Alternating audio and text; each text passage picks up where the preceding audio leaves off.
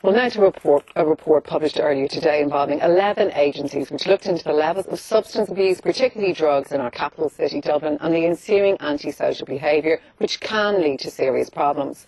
Called the Better City for All report, it's come up with numerous recommendations to try and improve things.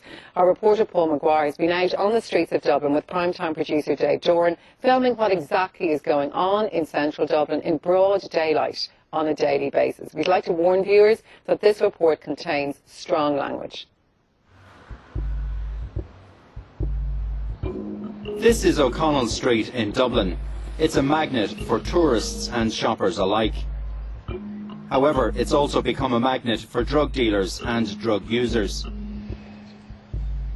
Every day in a 200 square metre area around O'Connell Street, illicit drugs are openly bought and sold.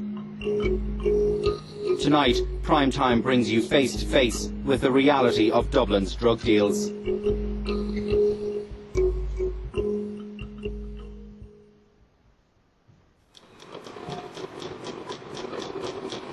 On Lower Abbey Street, patrolling Gardaí regularly deal with all sorts of antisocial behaviour. Behaviour like this, for example.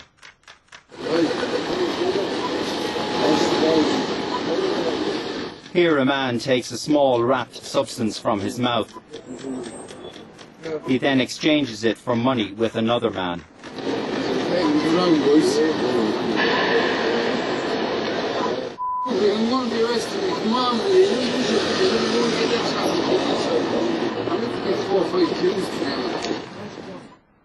Q is a term used for a quarter bag of heroin, which sells for €25. Prescription drugs are also openly and illegally sold on the streets.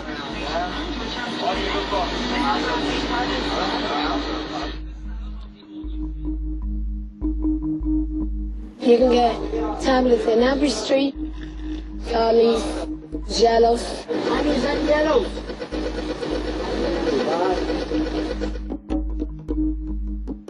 Just Dispin, just Lilies, just Triptosol, just Protitin. I need a notebook for them all. There's that many going around. Like, they're on the streets, they're all over the streets.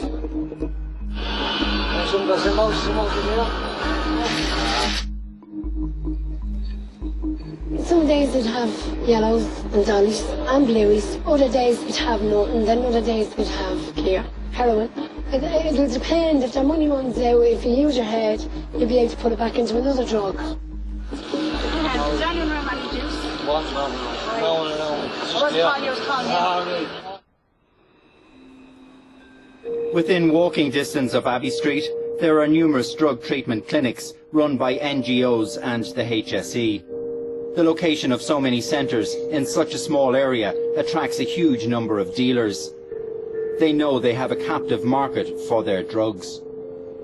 The default location for all these drug centres was the city centre because there was no strong residents association group to put pressure on the planet. They have no support base in the city centre. They're targeted by drug criminals. It's like, it's like bringing the market to the criminals. That's what we're doing. In 2010, Gardaí set up Operation Stilts in an attempt to tackle the city centre's growing drug problem.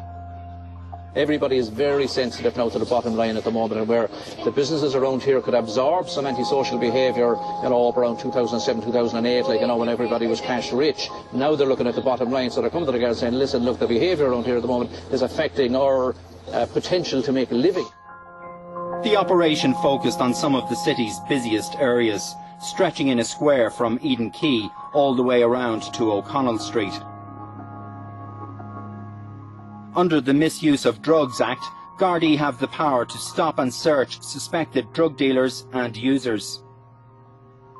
The guards have fairly wide powers of search under the Misuse of Drugs Act. Section 26 allows them to search somebody where they have a reasonable suspicion that he is in possession of a controlled drug. In order to do that, that's usually a pat-down search. That's generally a limited search. Turning out your pockets, opening your mouth, and just maybe a general pat-down to see if there's anything concealed. However, as you're about to see, a pat-down search on the street can have limited success. Here, Gardaí search a suspected drug dealer. As soon as they leave, he puts his hand to his face and pulls a wrapped substance from his nose. Less than a minute later, he has sold the item. They have powers, if they think that the drugs are concealed, they have powers to effect an arrest, bring them back to the station, and then to search them in custody, which is usually a more thorough search. As we see, dealers go to great lengths to conceal hard drugs in or on their bodies, and pat-down searches have limited success. If Gardaí want to do a more thorough search, the suspect must be brought to a Garda station. This means there are 2 less Gardaí on patrol, and dealers capitalise on their absence.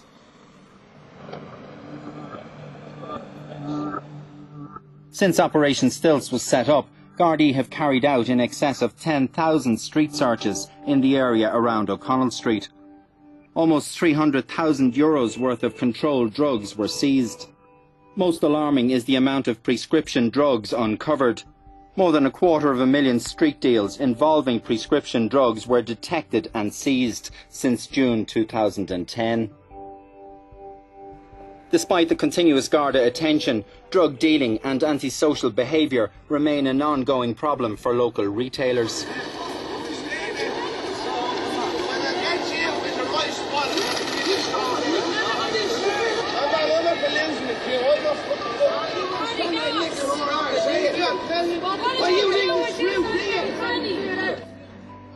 A number of retailers agreed to speak to us. However, fearing for their safety, they asked not to be identified. The people that you see around this area, it is best to leave them alone. It is best to let the Gardaí deal with them. They know their faces, they know who they are, and those people know the guards as well.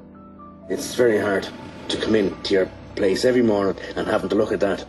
And you know it's going to be there even before you turn the corner. And it's there all day looking at you. The guards, they try, they keep us aware of everything that's going on. They ask us to report any kind of antisocial behaviour, and they rely on the information from us. The guards are walking down one end of every street. They're not silly. They see them and move on. It's just cat and mouse at the best of times, you know. Earlier today, a report entitled A Better City for All, which focuses on the Dublin city drug problem, was launched at Dublin's Mansion House. It was published by the Strategic Response Group, which is part of the Dublin City Local Business Policing Forum and includes representatives of the Garda, the HSE and local business groups. It describes the city's drug problem as primarily a public health issue and not a policing or criminal justice one. The report also acknowledges the need to address the issue of the clustering or centralisation of addiction services in the city. A concern arising from such clustering is the number of addicts who come from outside the catchment area. Many of these addicts have multiple and complicated medical conditions and require specialist services which are not available locally. Trinity Court on Pearse Street is Ireland's largest methadone clinic. Every week, hundreds of clients travel here for treatment.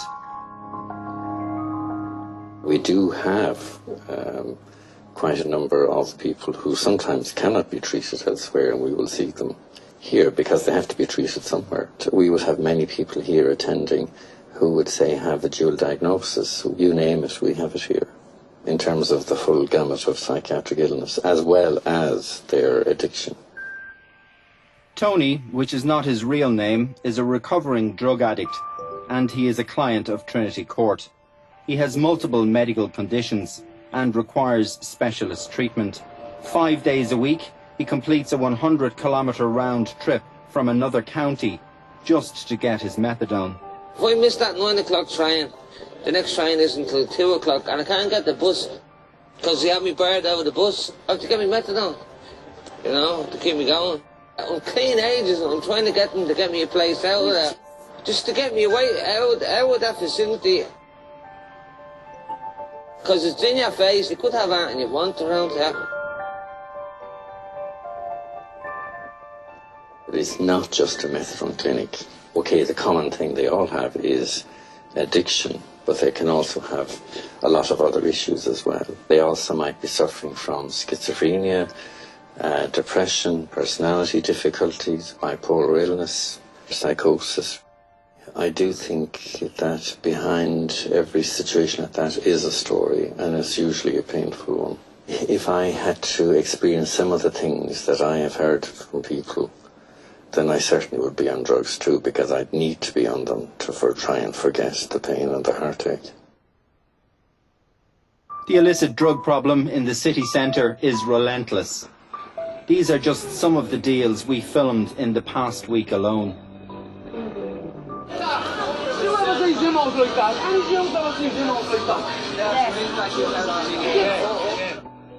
One of the key recommendations of the report is the urgent need to introduce and develop sustainable support services for drug users in their own local areas.